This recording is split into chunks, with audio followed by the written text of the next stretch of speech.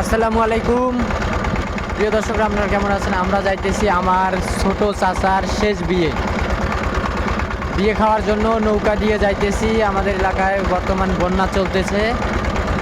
এই যে দেখেন, পুরো গ্রাম বন্যা দিয়ে ভরে গেছে।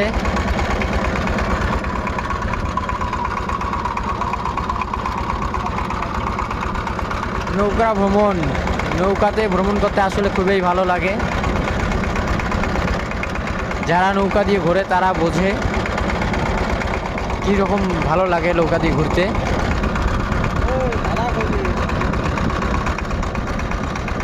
নৌকার ঘাটা নাই, যে কোনো এক কোনা দিয়ে ঘাটা আছে, ওটা যাও দেখি। হ্যাঁ।